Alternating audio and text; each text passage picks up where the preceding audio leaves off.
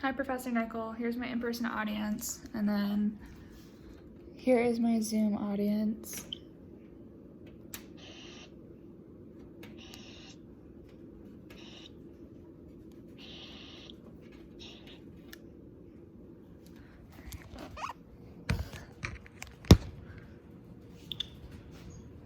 During my freshman year of high school, I wanted to get a head start on my community service hours. My mom's best friend owned a nonprofit organization, luckily. It was an animal rescue called Wags to Wishes in Plainfield, Illinois. To this day, it is the best and most rewarding community service I have ever done. Who wouldn't want to play with dogs all day?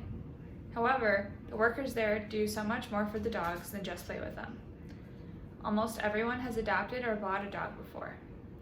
It is so much more gratifying to volunteer at the rescue and see where your money is going, whether it be for warm blankets for the dogs to sleep on, healthy food, or medical treatment.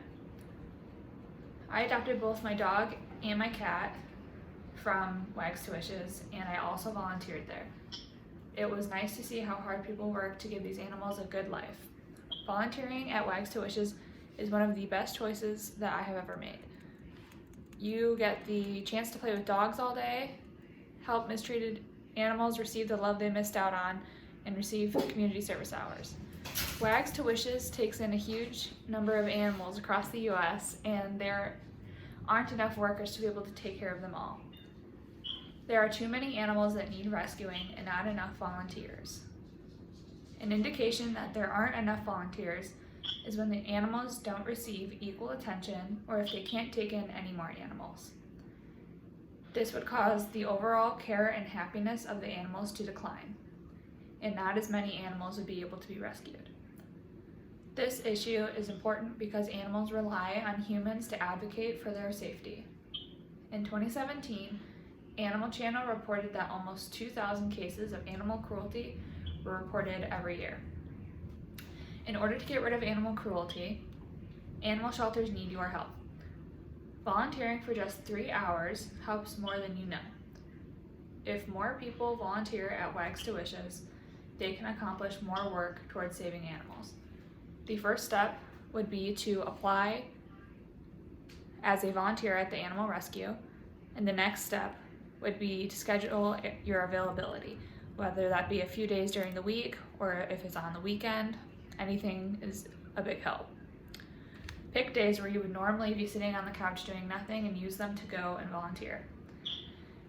The estimated number of brick and mortar animal shelters in the United States is 3,500, as reported by the Humane Society in 2014. That means there is no shortage of animal shelters in the U.S. for you to volunteer at if Wags to Wishes is not close to you. If for whatever reason you absolutely cannot volunteer at an animal rescue, then there is another option for you: donation. The Humane Society stated in 2014 that the estimated amount spent by humane organizations annually is $2.5 billion. They need not only your time and your help, but your donations as well, if possible. And ways that you can donate is by going there directly, or you can do it through the website.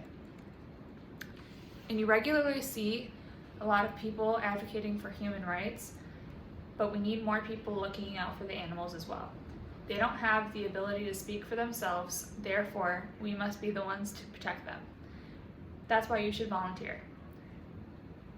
Volunteering isn't an extremely strenuous job. For the most part, you play with animals all day. Though, through you, they get to experience the love and care that they were neglected. Not only do you benefit from this by being able to help animals, but you also receive community service hours. Community service hours are something that every school and employer values greatly.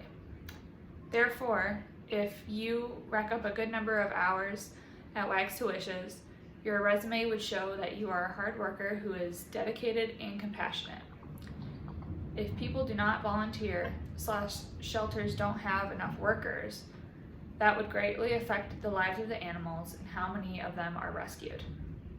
The Society for the Advancement of Animal Well-Being reported that approximately 2,900 animals are abused, maimed, tortured, and eventually killed every single hour. Without your help, this will continue to be a fact. Thank you for listening to my speech, and here's my audience once again.